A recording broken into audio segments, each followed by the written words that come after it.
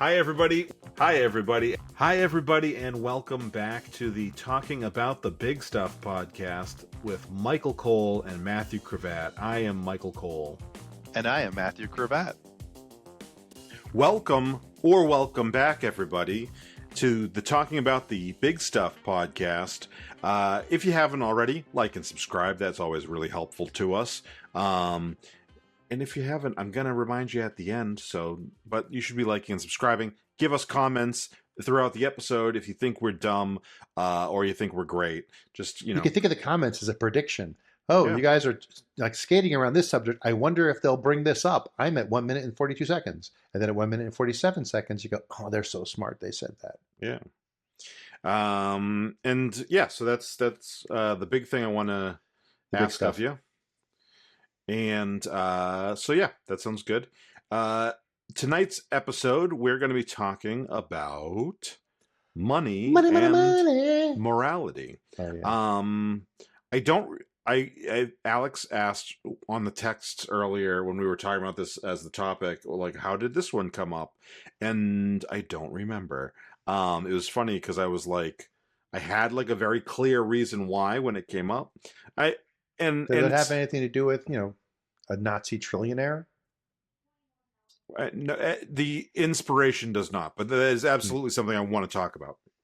But I remember a long time ago having a conversation with a much older relative and saying something about, like, I think it was right after I got laid off or something, and just being like, there's just no, there's no moral, like, there's no moral code or anything. I was really frustrated, and I was told business has no morality, but it was said in a way in which to write off the complaint.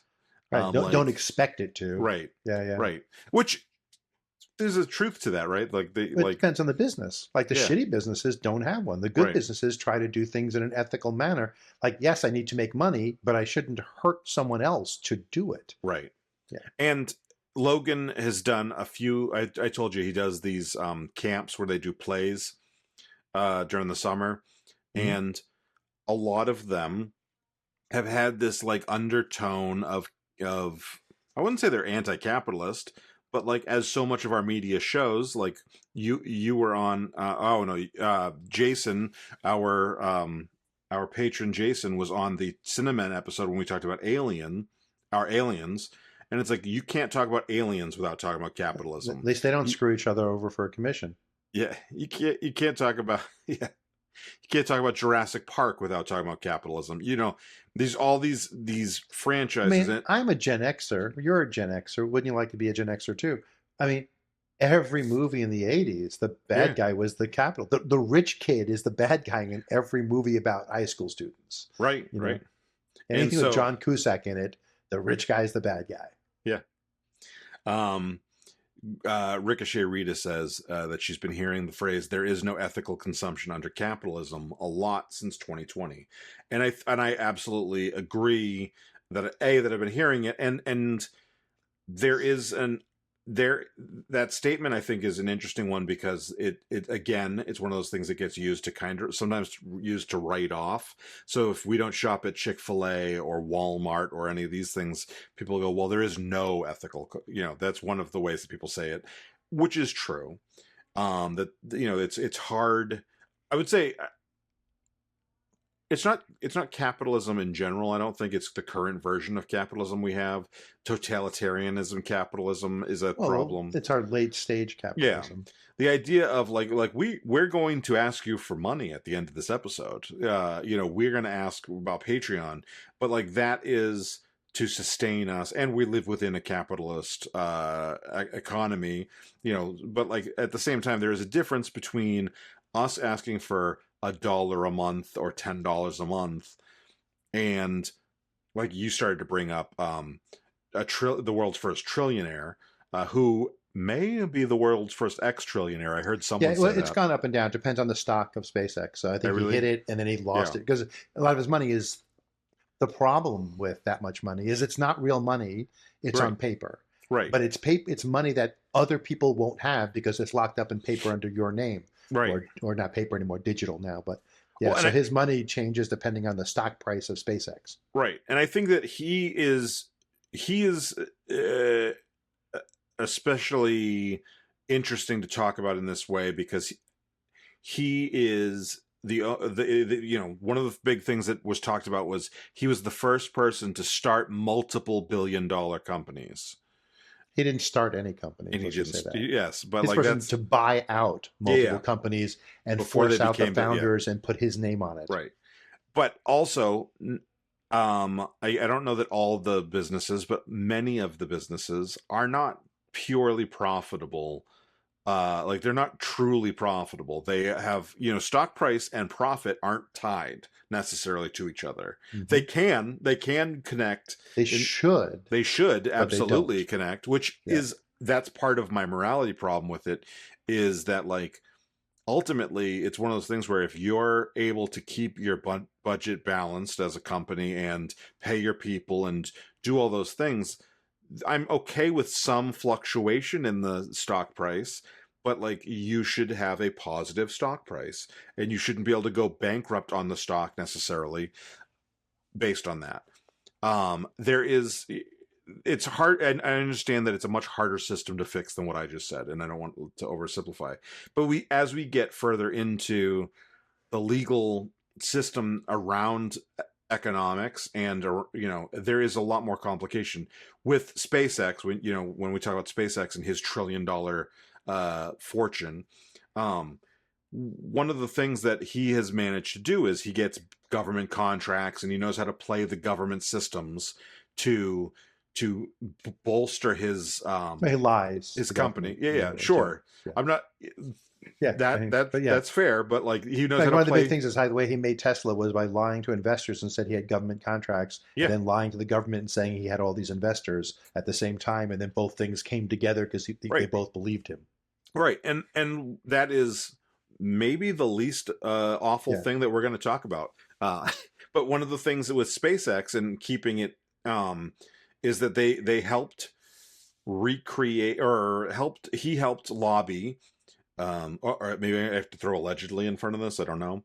He helped allegedly lobby in order to get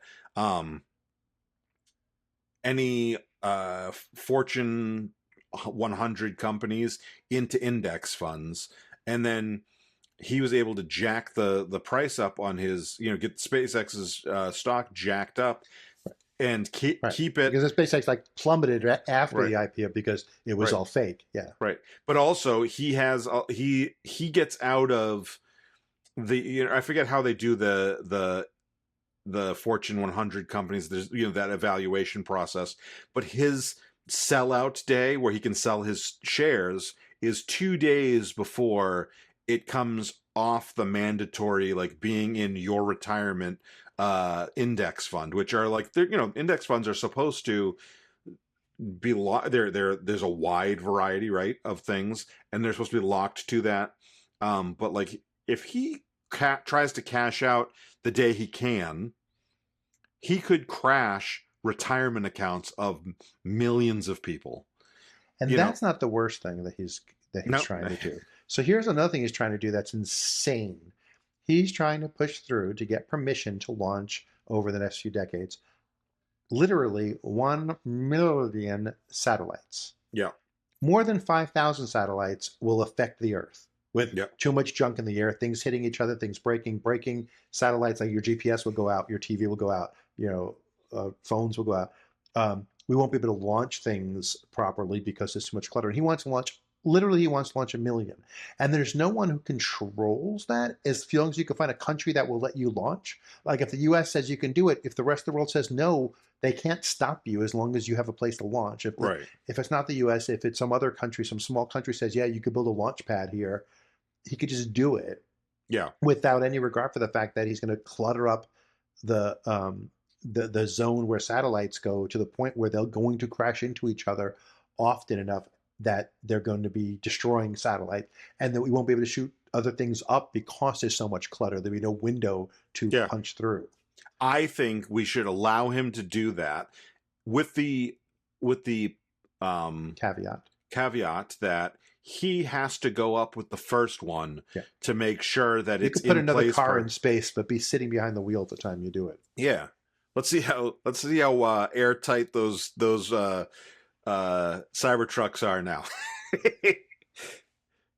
No, but Dumpster in space. I genuinely am hoping that, like, as much as I know that it will I mean, he shouldn't be in the power situation he's in, and in order to get him out of that, I worry that means actually crashing the world economy, because now how much money and how much he's tied up. Right, but will it touch him if he does? Well, that's what I'm saying. What I want is, like, if he does it by pulling his money out, it doesn't hurt him. Then he just buys up everything right. while it's cheap, and he's that much richer. Right. No, but what I'm saying is that I want him to lose all his money, because I think that's the way you take his power away from him. I want it to naturally happen. Doing that will fuck over millions, if not billions, of people. As far all as of us, which is like, that is, they used to talk about too rich to fail. The price we pay for humanity surviving him, is to another depression. After the 2008 crash, there was all the too big to fail when it comes to banks and stuff. If one human, and I know that there's a lot of people who want to talk about, like, there ethical billionaires, and I think that's a debate that we should absolutely be having, because I don't think there are really ethical billionaires. But what I can absolutely say without any hesitation is, if you're rich enough that you losing all your money personally and all your value personally fucks up the world economy, that's too rich for one human being to be. Like, I don't think should not be. Like, I'm saying thing with the satellites. Being rich enough where you can destroy the Earth by launching satellites because you have enough money to do it, you shouldn't have the power to do that. It should be something to stop you from being able to destroy the world. Yeah. It's one thing to James live in... Bond needs to come out of the woodwork. It's one thing to be in New Hampshire in a libertarian, utopia, feeding your bear donuts.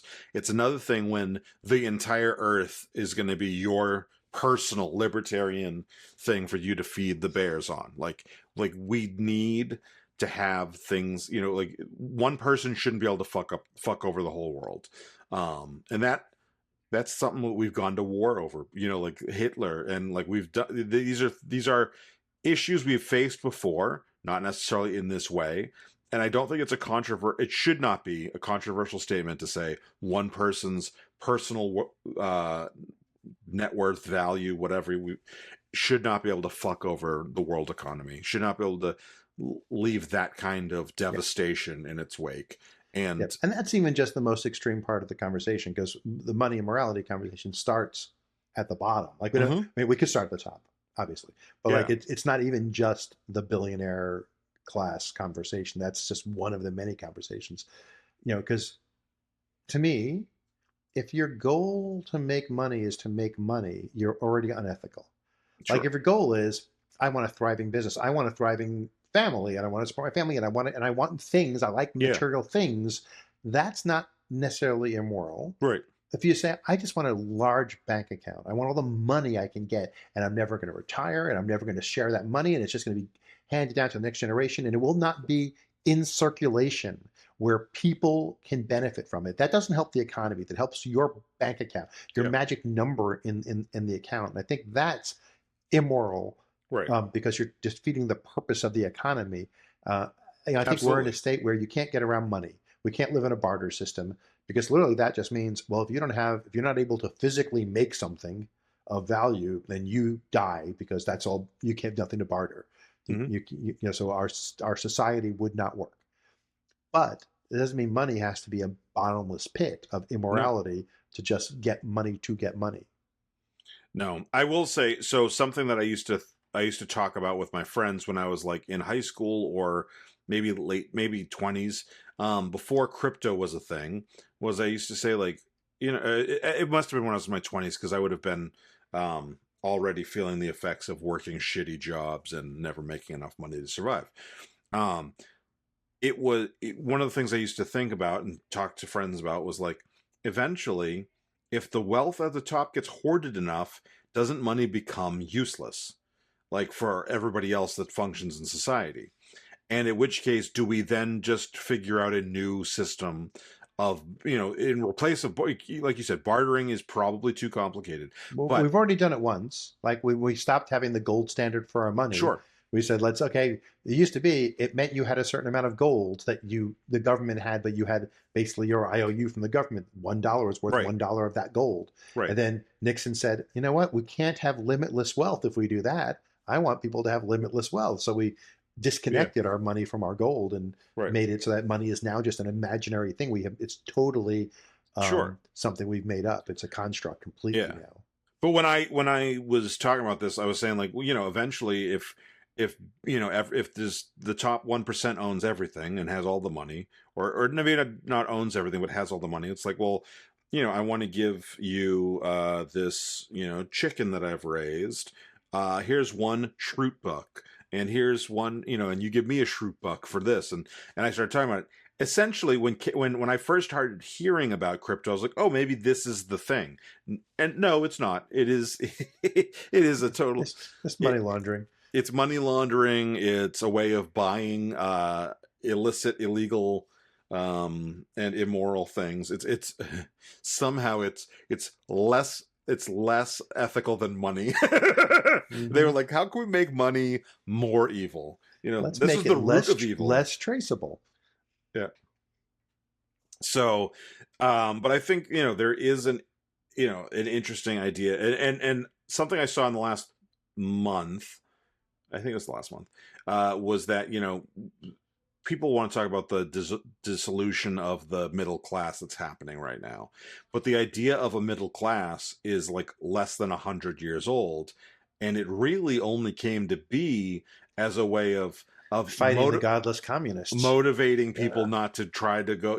It's like like if we make it bad enough, if it gets back to the way it was before the war, communism might start sounding good to people, because if you look at before the U.S. involvement in the war, there was a fair amount of communist meetings going on in the 20s and 30s, probably before that. Not and really. Socialist, like Communist Party and Socialist Party were legitimate parties. Right. They weren't like as powerful as Republican and Democrat, but they were legitimate organizations. Right. And so it was kind of like, I think I've said this to you in the past when you're talking about like my way of combating unions, if I was an employer, would be to just be so good that you don't need unions.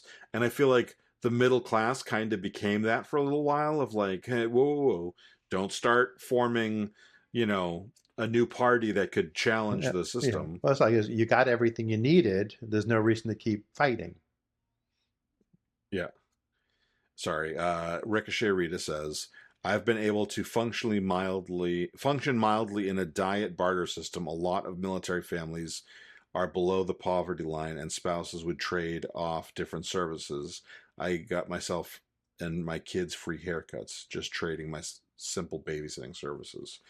I think that whether you're a lefty like me or a full right wing person, the idea, the military is one of those great examples of like, how much money do we have to spend on the military before you start actually treating the military like they deserve to live? Like, it almost makes me like, just like the military, the fact that we don't pay the military really a living wage, and we can have all the moral debates we want about what the military does, which I don't think is an individual military person. That's more the Military industrial complex, military industrial complex, as well as like the people, the generals at the top, back to Fortunate Son, like the people who are voting for these things to go off. But like, when we don't have people getting paid properly in the military, when we don't have,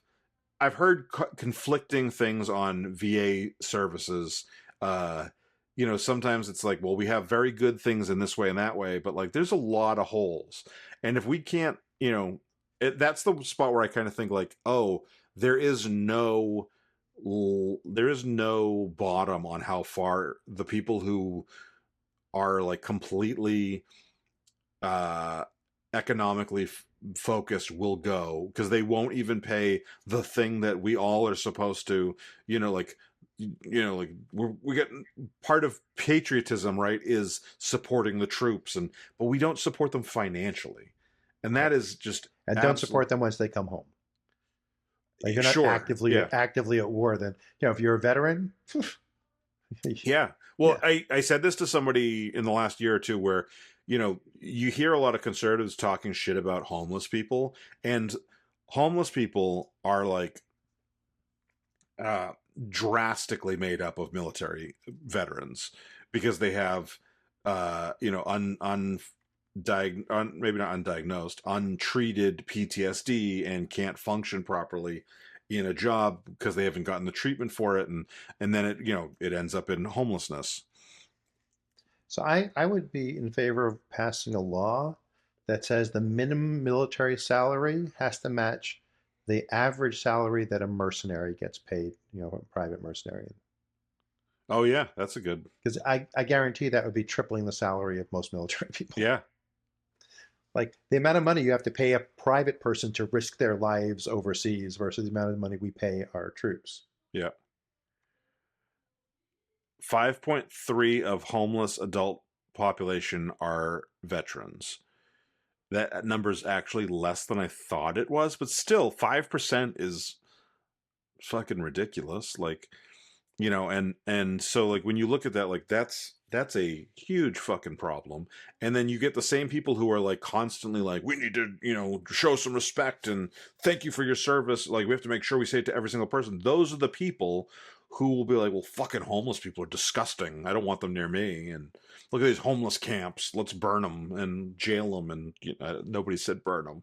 No, actually the guy on Fox News said something about killing them, now that I think about it. Yeah.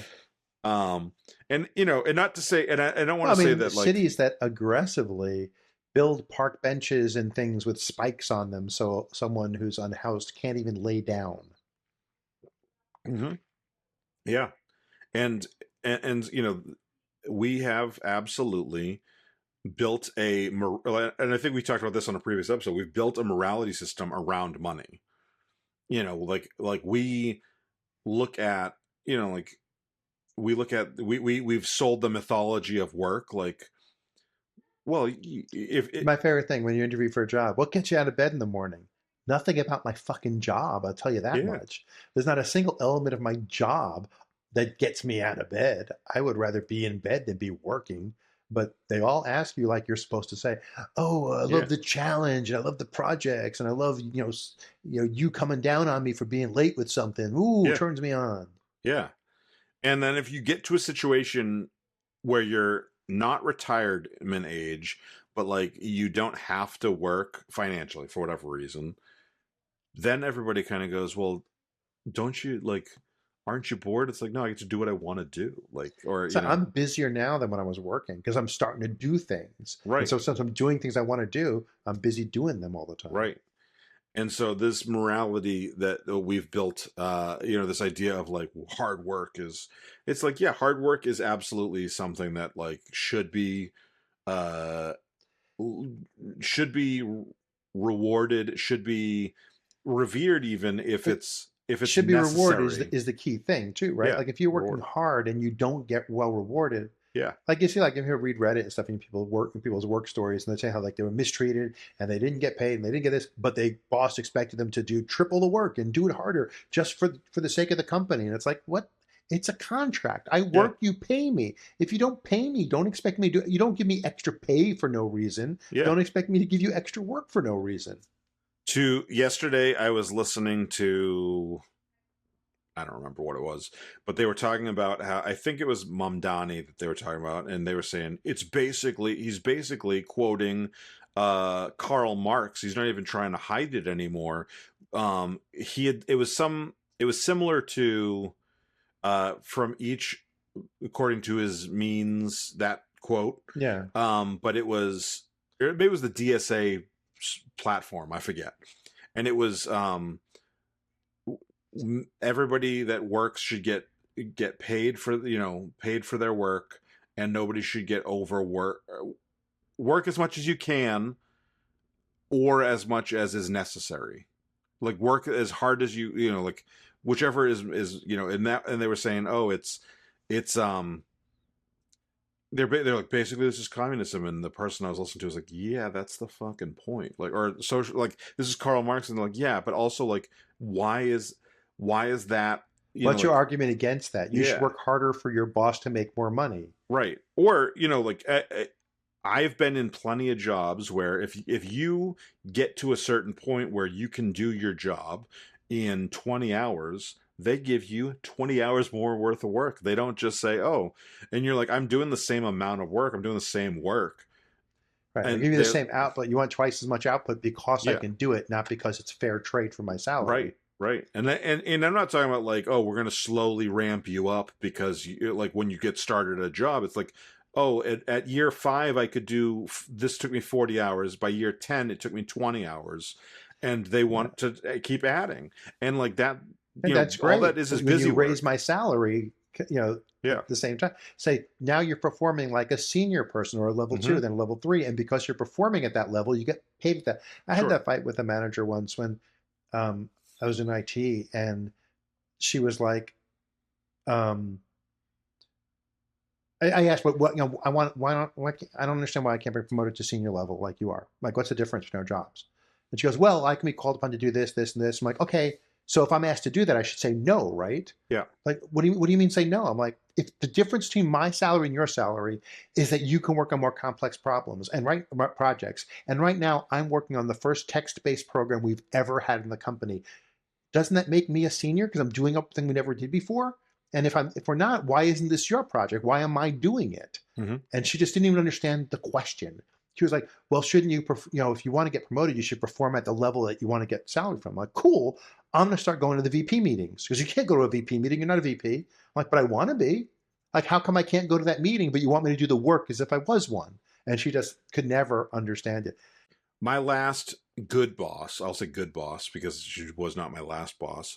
My last really good boss, when I became a full-time employee, because you get a lot of times you get hired as a contractor, a temp to make sure that you're a good fit, and then you get hired full-time. I have no problem with that. I did that. She hired me full-time, and one of the first times that I needed to like take half a day because I was sick or because Logan was sick or whatever it was, I said, hey, how do I put that into the system? And she goes, well, your salary. And I'm like, I know, but we're still supposed to like put our days off and stuff. And she said, your salary, some weeks you're going to work Yeah. 40, Expect you to some work weeks till you're going to 6 work when you have 20, to and go some home when you're weeks 3 when you want some to. weeks you might end up having to work 45, 50. And she goes, and like, it's more based on what we need done than it is based on like, and she always was like that. And I'm like, oh, I've never had, you weren't like that, but I was I was an You were hourly in temp. salaried when you worked for me. Right. But like of the salary jobs I've had, it's always been like, okay, well, if you are done with your stuff, we will find more stuff for you. And it's like, well, or it's going to be busier the last week of the month or whatever. Like, how about you just let me work 20 hours and just like, they're Yeah, these. I've been lucky at both the companies, GSK/Vive and MBMRU. If I got up at 4 o'clock and popped my head in my boss's office, said, "Yeah, I'm taking off early," they were like, "See ya." Like there was no, "Are you done?" I mean, I was never done with my work. Everything was Right. ongoing forever. Sure. Yeah. So, but it was like, well, I assume you're an adult and you know what your workload is, and Mm-hmm. if you can afford to leave early today or be, coming in. I'm coming in late tomorrow. I got a doctor's appointment and didn't keep track of it. Yeah. And I'm lucky. I know not all companies are like that. I was very lucky to have two companies. Like my last year and a half at Vive, it was like people had to come in the office 2 days a week. By 3:30, ghost town. Half people, Yeah. at least half, have left because people are like, you know what? I don't want to be stuck in rush hour traffic. I got used to not driving in traffic. So I'm going to go Yeah. home and I have a call at 4. I'll get online to do my call, or Yeah. I won't. What's the difference? When I'm at home, you have me working an extra 2 hours because I'm not in the car. I have breakfast and I start working. I don't wait till 9 o'clock. Right. I work whenever I happen to be there. Versus when I'm in the office, I'm going in at 9, leaving at 5. At home, you can get me from 8 to 6 sometimes just because I'm working and I'm heads down and dinner's not ready yet. Why go downstairs? Yeah. So let's talk about your subtitle. For the listeners who are not watching live, it won't be there. It's his little title under his name says "Cash with a K is immoral." You kind of explained before we went live, or maybe before the episode started. This is a Cash Patel joke, but A also what? what's Cash Patel's full name again? His first name is Kashyap. It's Cash App, yeah. Yeah, which means turtle. So he's actually Mitch McConnell. Turtle. No, Turtle. we know that Cash Patel is alive. Yeah. I mean, his eyes are glued open at least. But yeah, I think that like when we talk about the government, you know, obviously the stuff that we talked about with Elon Musk is really bad. And that is like him manipulating the government directly or knowing how to take advantage of contracts and sure, lobbying, but like Or, you know, becoming in charge of Doge and cutting all the Sure. funding that would take away money that he could have. Sure. But we also want to, you know, when we talk about the government, there's the idea of getting money out of politics. And that is both in the sense of when you're running, when you're campaigning, we have this ridiculous system where you have a limit on how much you can personally fundraise or how much you can take from individuals as a candidate. But then you got PACs and super PACs. And that is a crazy structure, and you'll know better than I do, but most of that only became possible because of Citizens United, right? Like there was a bit more of a cap before that. The PACs things happened. Citizens United took away the caps on how much money you could put into the PACs. Oh, okay. As a company, saying Right. that a company, they said that companies are people, and that's not started with Citizens United. That is like a corporate fiction. It used to be, you know, you can prosecute a company for what they did. Sure. They're legally corporate entities or an entity. But they said, and spending money on campaigns is an exercise of free speech. So to put a limit on how much money a company could spend, that would be unfair because that would be limiting their free speech. And so that became they can put unlimited money into those PACs and super PACs. And then super PACs, in theory, you're not supposed to talk to the campaigns, but you can see that their commercials perfectly dovetail the commercials that are on the campaign to work together. So in some cases. Yeah. And then there's Ricochet Rita mentions, and this is a great point, the idea that She's very smart. politicians' wages could be reduced to the minimum wage in their states or district. I think that obviously it would be a little more complicated than that because, like, if AOC represents, represents New York's whatever district. Yeah. She wouldn't be able to afford to live in DC if she was getting right. Yeah. So there, but also like she doesn't set the minimum wage in her district because that's not how her. So like we would have to figure out a slightly more complicated way of doing it. But but that would give you an incentive to have a federal minimum wage, so that that makes sense. Fair. What I was gonna expand on though is that. In addition to that, like I think that one thing we should absolutely be doing when it comes to politicians and their earning is blind trusts need to be the absolute minimum when it comes to when you enter office. And for you and your spouse. Yeah. And that's a sacrifice that you have to be willing to make to hold office. Yeah. Yeah, and because the fact that you can follow Nancy Pelosi's stock tips and always make money is a sign that there's something fucked up in the system. Like, and I use Nancy Pelosi because there's a website where it lets you do that. Yeah, but like there's so many examples, and that is one of those things that it is kind of it's probably worse in different ways on either side. Because even in best case scenario, it's not fair. Because you say she's not doing anything. She's not doing her legislation to make more money. Right. She just knows the atmosphere. Well, that's still unfair to everybody else who doesn't know the atmosphere of what's coming up. Sure. Like just knowing that things are going to be a problem for companies is unfair. But also, it should not be a benefit to you. Like, as a politician, you go into politics for whatever reasons. There's many reasons why you'd go into politics. But you shouldn't be going in knowing that you can affect the things that are going to make you money outside that job. Like, because then, we might get people who go, oh, you know what? If I can't play the stock market, or I can't like control then I don't really want to do it. And that might be a good That's thing. good, yeah. That's a good thing to cut those people out of the There is, political I system. understand you might be a pharma executive and you want to switch to politics, and you have tons of pharma stock because you know pharma, so you know when to buy and sell. Right. But if you're going to go into politics, you can affect pharma, so Yeah. you need to pull all your money out of those stocks, and you could have the government should have a financial services branch that does the investing.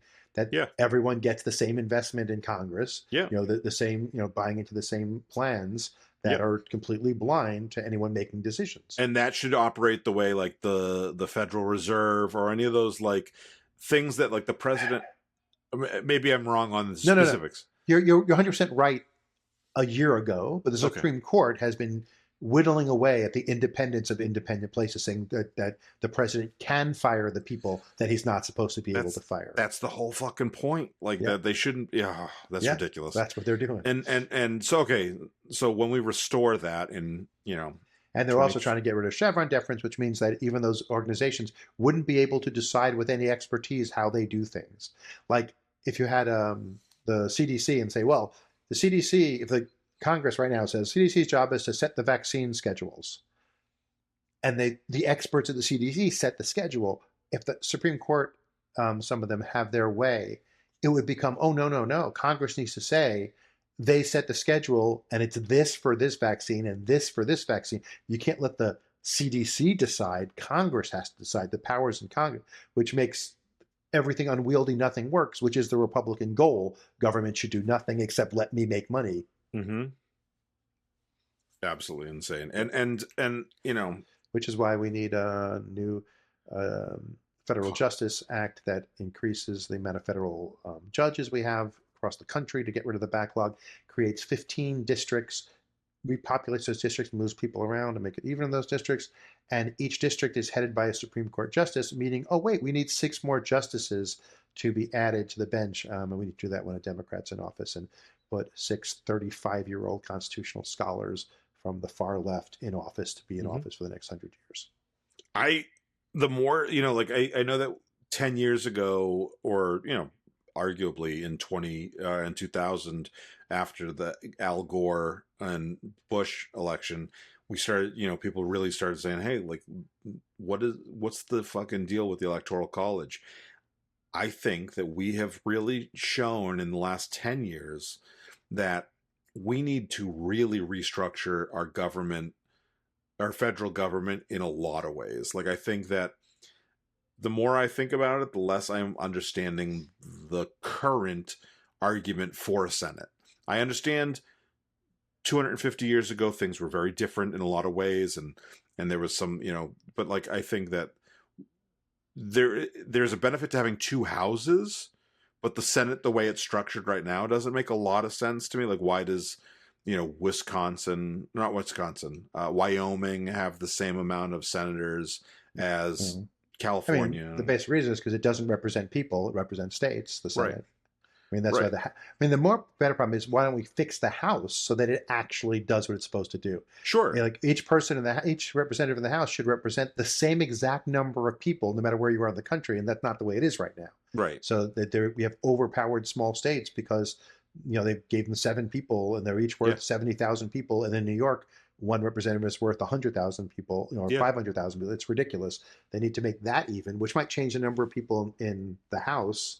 Yeah, drastically. Fair. That's fair. Like they need to fix that, and maybe and the Electoral College at the same time, reassign the Electoral College votes based on that census and even that shit out.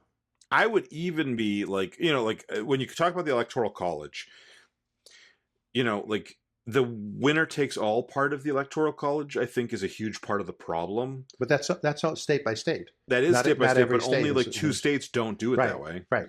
And so like that is a problem that I think we should try to solve more nationally, whether it's the federal government or we figure out some incentive to democratize, to make the states democratize it. But like ultimately, like if you win a state like North Carolina is fairly purple, right? In individual voters, not necessarily because I know we're gerrymandered to shit. It's more blue than red in individual voters, but gerrymander wise, it flips the other way completely. Right. But like, let's say let's say the population of North Carolina is 2,000,001 people, and 1,000,001 person are Republicans and 1,000,000 are Democrats. And I know that gerrymandering also fucks with these numbers that I'm about to Well, it talk about. doesn't for the electoral college, not for a presidential election. Not because Gerrymandering doesn't affect that. So, but yeah. because it's winner takes all, it does kind of. You're right. Right, Gerrymandering doesn't right affect. now it doesn't. Right, But right. your way it might. If you do it by district, it might. It would, yeah. But then, like, why would you get 100% of North Carolina when you got one extra vote? Like, you know what I mean? As opposed to, Because it's like, majority rules. if That's you- if- basic democracy. let's say we Majority had is a it- half plus one. let's say we have the districts divided reasonably. We won't say perfectly, but reasonably. Well, you don't even need districts, though. You can just do percentage of the vote. Sure. You know, you can just say, But then that vote was destroys- 50-50, so the electoral college should be 50-50. If it's an Right. odd number, then that one vote gets a whole nother vote. They don't get 15 votes, Sure. but they get Sure, 8 but to the But Democrats. 7. I'm saying, even if you don't go to that degree and you just say, okay, you get, you know, us in Wake County or whatever district specifically we're in went Democrat, our thing goes Democrat. Our one district vote goes Democrat. The people in district, 2 of Wake County. That would end up, I think, benefiting the Republicans so much more. Really? Yeah, because if the districts are location based, not numbers of people based, even if they are, Wake County, Durham County, Asheville, those are your 3 blue spots that are going to go blue. Fair. And all the counties that have 10 people in it, because they're out in the woods, those are going to go red. I mean, like, you look at the map, the blue is around the cities. But right now they get all the red. They get Durham goes red because the whole state goes red, and Raleigh goes red because the whole state goes red. Right, but doing it by location like that, by district, it's still gerrymandering. Gerrymandering is still going to be an issue in it. If you do it by people, then you say, oh, the split was 49%, 48%. Okay, then we have an odd number of electoral college votes. That close means 8 out of 15 go to the one who had the 51%, and the 7. That way it goes by the people, and it's not, well, more people live in Durham and Raleigh and Chapel Hill. So if those are just districts, that would be the only piece that were blue. Everything else would be red, which is what the problem is now with the electoral college on the state level. These red states have no people in them, but they have all these electoral college votes, and it's less people. If you'd have the same problem on the state level if you just do it by districts on the state level. You'd have the same problem. That empty space would get the same amount of votes as a city that's full of skyscrapers full of people. Fair. So Ricochet Rita says, I've never heard an argument that convinced me the Electoral College isn't a waste of time. For that very reason, winner takes all is so crazy. I've heard one argument for the Electoral College. It was done because at the time, when you were trying to get the states to be on board with a democracy, they were like, well, we little states will have no power. It's not fair. And they said, well, the way we'll make it fair. And it was to make it fair to the state, not to people. It's not It's not fair to individual people. Right. It's fair to states. So the one argument I heard that made sense, and you have to, when I make this argument in a second, you have to just keep in mind that I took it at face value and didn't fill in the blank of slaves in this process. But 3/5. No, the before the 3/5 was the idea that, like, it was agricultural versus like, we want our benefit, our needs met, and if New York City has all the votes because they're the biggest population, well, me growing cotton or tobacco or corn or whatever, and I have different needs, politically, that those people wouldn't get represented. Now, I think that even if you don't take into account slavery in that, which slavery absolutely is part of that equation back then, but even if there is something to be said for it back then without the idea of slavery, because farmers did need different things from the government than Wall Street people in New York, or lawyers, or whatever. That, I think, has drastically changed in 250 years, because you now need, like, gas prices affect all of us. They affect farmers. They affect us in the And I cities. think The I don't think you're wrong, but I also say that's why there's a House of Representatives Sure, that's supposed to treat all the people equally. So you have your state representative, and that's why the Senate exists, right? That's why they get 2 senators, just like New York gets 2 senators, so that they're equal sure, strength to fight for what they want.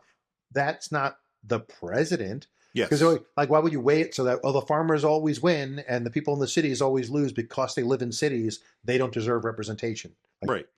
No, I was playing yeah. devil's advocate. Yeah, I mean, it makes sense. I mean, it makes sense for representation as a whole, but not for the presidency per Sure. se, because I mean, that answers your question earlier. Why do we have a Senate? Yes, That's why we have a that's Senate. fair. So the state that's a farming state, and the state that's a manufacturing state, and the state that's a finance state get the same representation in the Senate.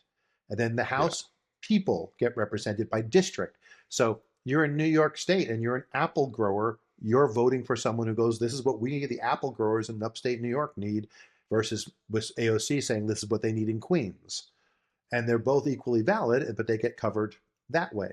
But the people should be represented that way. The state, and then the president, to me, should just be a popular vote. I agree. Everyone votes on the president, the one person at the top. I agree with you. Now, one thing I will say is that the Electoral College only affects the presidency directly, but the president does affect, as far, the appointment of judge. Now the Senate confirms and blah blah blah, but like there is some argument to be made that like the Supreme Court, for example, does historically has done a lot of things that have affected different areas, different, like, rural things versus urban things, but I still agree with you that it makes zero sense. It also, like ultimately you have, if we did popular vote and the president wins and nominates a Supreme Court person, and then your senators are like, fuck that, like, we don't want that, like, if our 3 branches of government functioned properly, they functioned, period, yeah, and we had checks and balances and separation of powers that worked, the system is well balanced. We just have one right now where the same people are in charge everywhere and it doesn't work and they don't right, care. Like that back in the early days, 250 years ago, they never imagined that the president and the Congress would be in cahoots. Like they didn't put party over job title. To them, Congress and the president didn't make a difference. You're the same party. You were trying to stop each other from being like a president, like a king, and having power. So they didn't dream that in 250 years that we would forget that lesson. I want back to the topic of the episode. I think another issue, and I think that this is written in law. I am trying to find it as we talk, but fiduciary responsibility has always kind of bothered me. The way that it has been explained to me, which maybe you'll correct me on this, or you listeners, if you know chat. better, throw it in chat. The idea that when you go public, for example, as a company, you are, like, basically financially responsible, or you're responsible to do everything legal in your means to make as much money as possible. That seems crazy. Now, there's a difference between trying to run it to make a profit and just absolute. Yeah, I mean, I don't think it's as cut and dry as that, because there's still lots of leeway of, well, what does that mean? Does that mean this quarter, or the company should survive for 10 years and make money and be a healthy company? Because those aren't the same decisions. Right.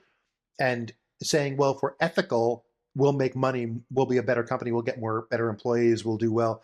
Like, you can't do something that undermines the company and intentionally makes you make less, but it doesn't mean you have to, like, overcharge on everything and go out of business in a year so that this quarter's profits were higher. Right. I agree. And also, because I know I worked happily, both the companies I worked for were fairly ethical companies in the long run. Mergers make that tough, because like a company I had was really ethical, merged with a very unethical company and had to clean house on all their management to make the new company as ethical as it should be. So it looks really bad on paper that they went to the Department of Justice and said, we want to plead guilty on every law case that this third of the company had because they were evil and we Yeah. want to be ethical. But then you look and you go, well, why'd you get the biggest fine in history? Because we went there and said we deserve it because we Yeah. bought into a company that sucked. But so like when Trumpy said no thing that has government contracts can have DEI programs. And working in a pharma company, we of course had VA contracts because we sell drugs and Medicare contracts and all that. So our company basically had a town hall where they said we will no longer have a DEI program in accordance with the government. However, our values haven't changed, and our belief that diversity and inclusion and equity are strengths haven't changed. So look forward to a new program with a different name in the coming months. Yeah. Because the value is still the value. And what's your favorite brand of ice cream, Mike? Ben and Jerry's. So I once met Ben or Jerry. I don't remember which one. I honestly don't remember which one. And both of them speak on the topic and write books on the topic and articles. So I don't know. I can't figure out who I met. It may have been Jerry. I think it was Jerry. But one of them came to Glaxo once upon a time to do like a lunch and learn, like during lunch, you go in the auditorium with your lunch and listen to him speak on how to be an ethical company that makes money. And it was so cool because they were making money, but they were like, we're ethical. They said, for example, how many people here like the brownies that are in our ice creams? And everybody likes the brownies. So yeah, so the story behind that is we heard of a bakery that is connected to a halfway house. And everyone who works there is an ex-con. Like, so when people get out of prison, they move into the halfway house to get established back in society. And we give them, and then this bakery gives them jobs. And we thought, what a great bakery. So we went to them and said, what can you make the most of? And they were like, brownies. We buy all our brownies from that bakery. They just churn out brownies just for us. They have a second business now making our brownies. And sure, we're making profit on our ice cream that we sell, but the people making money off our brownies are doing a good thing. Right. And if you go to a Ben and Jerry's store, or one of the storefronts, Ben and Jerry's, like half of them are owned by nonprofits. Right. And they still, they make a profit at the ice cream store to stay in business. They pay us our franchise fee, so we're making money from the franchise fee, but we're supporting them in supporting their nonprofit.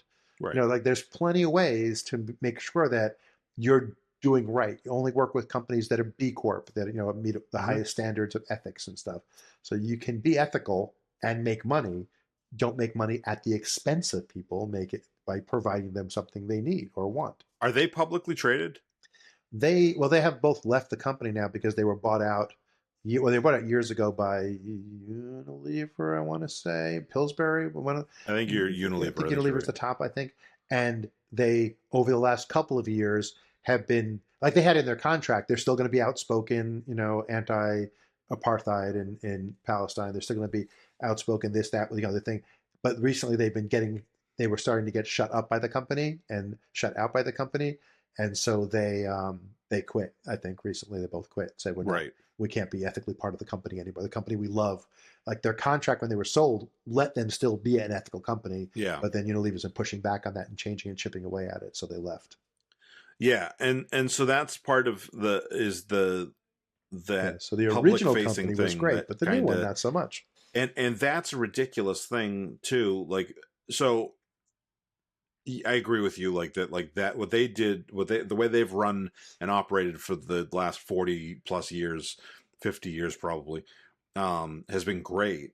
But when you get into that, like the public sector or the publicly traded part of it, you then start to go like, oh, we can't operate in all the same ethical ways, and in some they can't ways operate at a loss, but they can still do ethical things while they're doing. Like it's not so extreme the law that they have to find the cheapest source for everything, and cut every corner. Like that's not how it works. And there's an argument to be made that like some of the things that you're going to do that are the right thing to do can, like you said, is it the quarter or is it the 10 years? Oh, paying our people ethically and doing these things helps make people like you and me buy from us, and that's like a marketing thing. That's a movie quote that you won't get, and maybe Mike you'll get when he hears it. Sure. We could put it on the can. Would you pay a penny to save a fish who can think?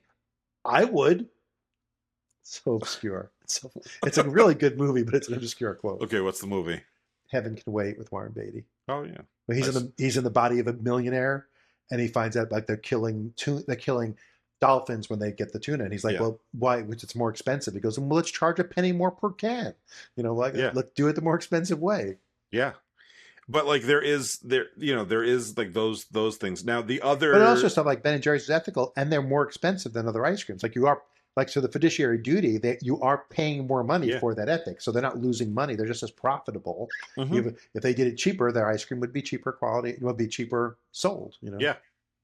The other thing that that the fiduciary piece, and I'm not always sure on how this works exactly, is this constant need to grow all the time, and that's because you want to get your stock price slowly growing forever. If you're not And so- growing, you're dying. Those Right. are the two choices. There's no such thing as staying the same. Which is only a problem when you're publicly traded, really. Like if you and I, if Well, but Chocolate part of it Diamond is- made, but if there is Chocolate part Diamond of it made that- $5 million a year, we could survive.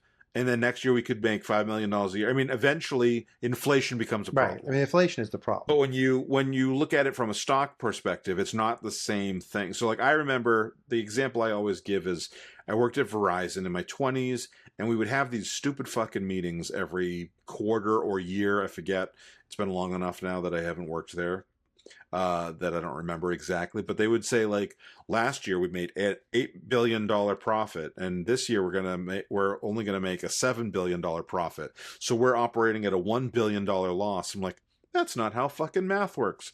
But when you're publicly traded, it kind of is, because you have to constantly be growing, which only one thing But also constantly the person, grows, and that's the person who's cancer. making that speech is losing money because their bonuses are tied to that profit. Yeah. If they're high enough up in the money, their salary is that profit.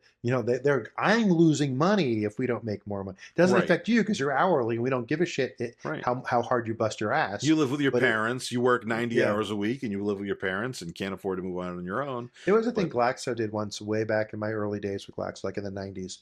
They did a Bihar, a BHAG and a Bihar, they called it. And it was the big, hairy, audacious goal for a big, hairy, audacious reward. And it was like a huge bonus that year if we could, like on the commercial side, it was hit high numbers. Yeah. I was in R&D then, so it was if we can cut our budget, if we can hold back on our budget for a certain amount, Yeah. which again was for the stock price, it was for our profitability. But it was like, but we were going to get, like all of us would get huge bonuses for the harder work that we had to put in. Right. So it was directly tied. Like it wasn't just put your shoulder to it so the CEO Right. can make more money. Like we got a really good bonus because we did it. Right. Not and just I a think pizza party. incentives are great, and like and whether they're structured that way or they're structured in giving, like some form of ownership to the workers or whatever. Yeah. I'm not Like against once I got to a incentives. certain point in Glaxo, I was getting shares and options. So Yeah. it There- behooved me to see the price go up. Those are good things, but like I also think that like just the idea, like again, you're making $8 billion a year of profit. That's Like, not a loss. and Yeah. and like like you can, if even if you've expanded, the word profits means we're there. Yeah. Like, You're not at a loss if you have a profit. That's Right. what profit means. but yeah, I think we should. I mean, there's a certain amount of you have to meet the promises you've made to Wall Street. So like I saw that recently an article on LinkedIn about our old company in a way, and you are a contractor, BMRU, saying they have revised their next 2 years estimates to Wall Street, that they're not going to make as much money. The flu season has been down. Mhm. People have learned lessons from COVID and are better at washing their hands and keeping their distance and staying home when they're sick. So there's less flu. So there's less flu tests. There's less Mhm. people getting sepsis from their flu. So they've sold less tests.